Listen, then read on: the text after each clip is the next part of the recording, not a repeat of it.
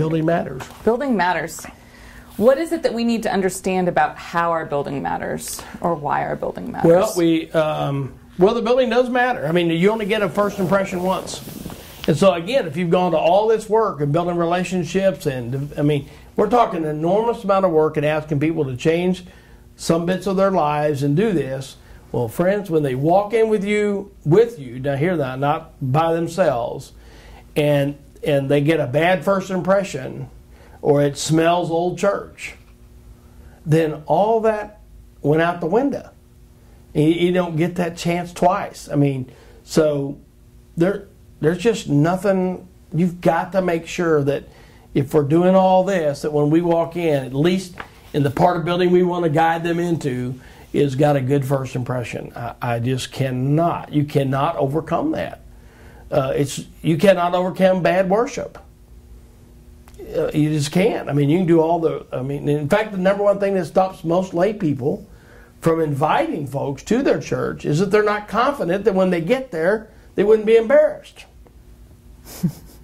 I believe that's the number one thing that stops anybody from actually doing what we're doing in the first third of the book is I'm not confident I would want to invite somebody to my church. Mm-hmm. I'm not confident if they came on Sunday that they would think this was a competent, relevant place. And so I don't do it. I don't want to ruin a weekday relationship for they get to my church and I'm asking them next Monday, how was it? And we have this awkward moment of, well, really, it was terrible.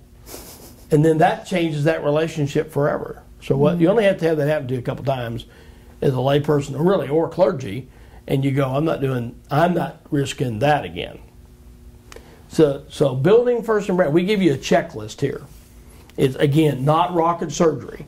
But I got to tell you, for all of the talk of hospitality and signage and do stuff, man, when I'm a professional guest, I go up to a building every week, to a new building. We're still not doing it. I mean, how many signs do you see you can't read? Right. The building's not clean. Confusing. I was in a church the other day, runs 150 in rural Missouri, had 10 doors. Not a single door told you what it was. 10, for love of money. I mean, God love you if you went in 8 of them, because they did not lead you to where you might think you were going.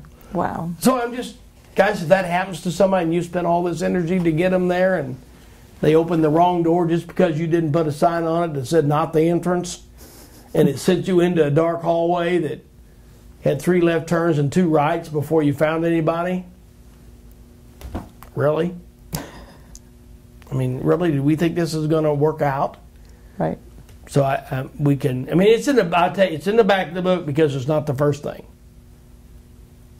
But on the other hand, if you don't address it, the rest of it gets wasted. So it is important. So if you turn to the group discussion, I'd want you to look at the checklist. Make a walk around your own church building with the eyes of this checklist, and see what you see. And if you can't see it, because once you've been there 3 weeks, you get familiar, go to another church this weekend and test it. And actually, it'll open your eyes because you'll see it all there because you're the guest. And then you'll come back to your own church and go, wow, I wonder if that's what we do at our church. I mean, I think the best thing that could happen to our church folks is go to another church. Visit some other churches, because you will have an experience of a lifetime. And you'll come back to your own church and go, whoa, I wonder if that's what we are doing.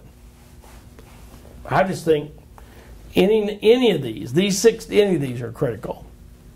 Which ones do you need to work on at your church? Take a walk around the building as a group and then ask, what could we do?